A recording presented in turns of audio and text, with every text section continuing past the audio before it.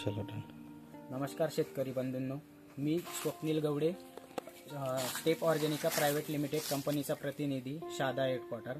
तर आपण आज आलो आहे बामखेडा गावात, तालुका शहादा, जिल्हा नंदुरबार, काकांच्या केळीच्या शेतात। तर आपण काकांचं इंट्रोडक्शन बघू। नमस्कार सर, माझे नाव मोहन बंशीलाल सोनवणे, मुक्काम पोस्ट बामखेडा, तालुका शहादा, जिल्हा नंदुरबार। इथला एक शेतकरी मी बोलत आहे की माझे रिटायर शिक्षक, प्राथमिक रिटायर शिक्षक आहे। तर माझ्या शेतीतला अनुभव मी सांगत आहे की माझ्या शेतामध्ये मी पहिल्यांदाच केळी पीक हे लावलेलं होतं आणि केळीविषयी कोणत्याही प्रकारचे माझे म्हणजे मार्गदर्शन नाही, काही नाही, डायरेक्ट केळी पीक लावलेलं आहे। मार्गदर्शनासाठी आपल्या कंपनीचे श्री स्वप्नील सर यांनी परिपूर्ण म्हणजे केळीच्या घडापर्यंत काढण्यापर्यंत तोपर्यंत मार्गदर्शन केलं। चांगल्या प्रकारे आपल्या कंपनीचे जे प्रोडक्ट आहेत ते त्यांनी प्रोडक्टांविषयी माहिती दिली आणि माझ्या आता या केळी पिकाच्या प्लॉटमध्ये उभे आहोत आम्ही आणि आपल्या प्रोडक्टांची आता बघा, स्टेपलॉन हे आपले गड वादा निघण्यासाठी केलेलं होतं, हे आपले करप्यासाठी फवारलेलं होतं, रेनकॉल फवार।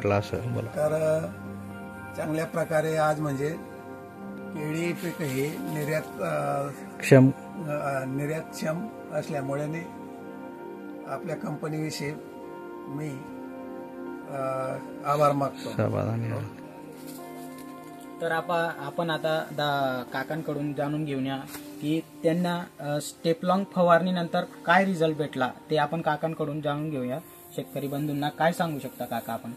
स्टेपलॉन आपल्या प्रोडक्ट वापरल्यामुळे वादा जो आहे, केळीचा जो वादा आहे तो लांबलचक निघाला।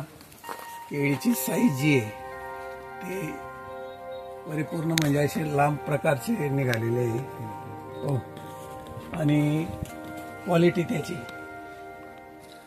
तर आपण सुरुवातीपासूनच काकांच्या प्लॉटला रेनकॉलची फवारणी घेतली होती करप्यासाठी।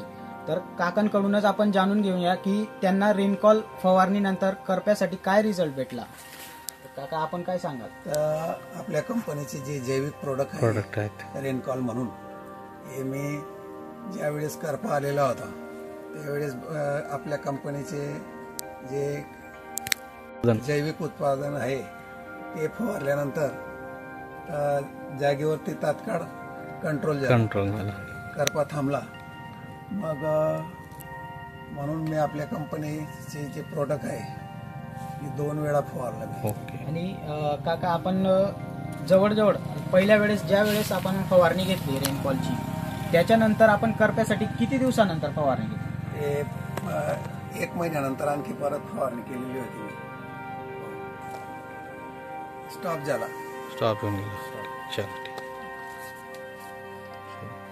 तर शेतकरी बंधूंनो, आपण काकांच्या प्लॉटला रिच पीक म्हणजे पोटॅश मोबिलायझिंग बॅक्टेरिया ज्यात आहेत ते आपण काकांच्या शेतात पण वापरलेले आहेत।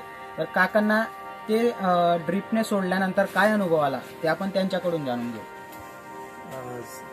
सर, याच्यामुळे आपल्या रिच पीकमुळे आपल्या केळीचा जो वादा आहे बरोबर तो परिपूर्ण व्यवस्थित निघाला। परत त्याची साईज, कलर घोड्याचा परिपूर्ण म्हणजे व्यवस्थित प्रमाणे जे जैविक प्रोडक्ट वापरल्यामुळे निघालेले आहे। जे टाकलेले जे खत आहेत ते परिपूर्ण उचलण्यासाठी हे आपल्या प्रोडक्टचा वापर केलेला होता। अपटेक झालं आणि एकदम क्लिअर मिळाले। ओके, चला।